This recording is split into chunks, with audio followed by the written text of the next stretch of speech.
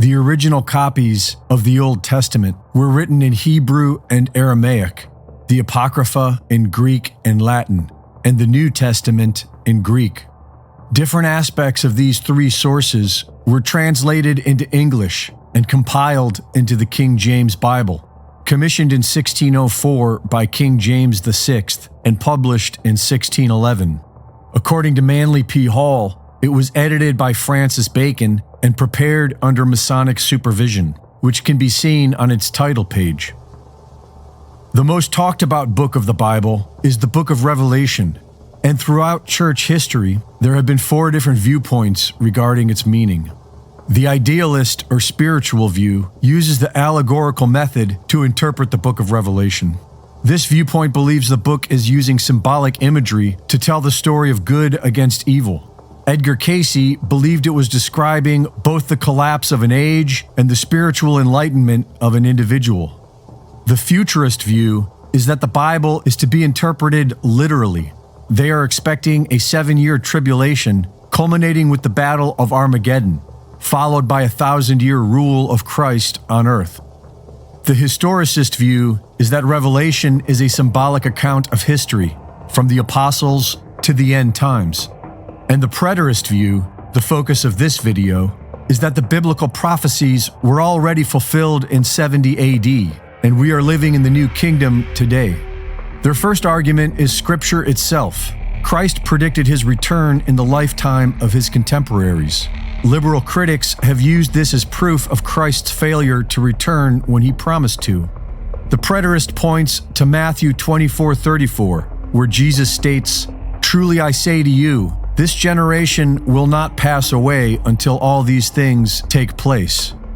And they look to the historical record, where they have found several sources who recorded dozens of events between the years 66 and 70 AD that reflect those described in biblical prophecy, such as the angels in Matthew 24:31.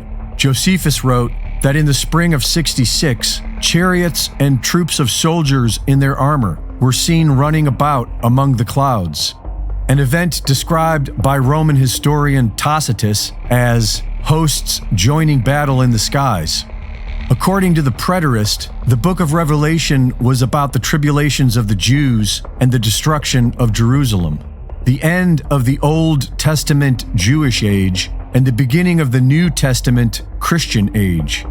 As Edward Stevens wrote, the unbelieving Jews were cut off from their inheritance and destroyed, while the faithful remnant of believing Jews, along with Gentiles, inherited those covenantal blessings. Thus, the establishment of the eternal kingdom of Christ at the destruction of Jerusalem in AD 70 was the fulfillment of all the things that were promised to God's chosen people. The preterist believes that we are now living in the new kingdom of Christ, and point out that when Jesus and the apostles were describing the coming kingdom, they were not describing a paradise. They were describing how man must act and behave within the new kingdom. They believe that the land of Israel is no longer in the flesh, that those promises are fulfilled in Jesus and his spiritual kingdom, which all Christians now enjoy. Like the QAnon Psyop, preterists argue that the End Times prophecy is being used to incapacitate a would-be Christian opposition to the evil control system currently being built to enslave humanity. There are millions of religious people who welcome this destruction because they believe it is the divine will of God. Why did they choose to give a Mark of the Beast style microchip the patent number 060606? Was it fate? Or a way to cement the futurist belief into the minds of Christians so that they believe destruction is unstoppable and resistance futile? There are many different belief systems, but where is the good in sitting idly by to watch as evil devours the world around us? Reporting for InfoWars, this is Greg Reese.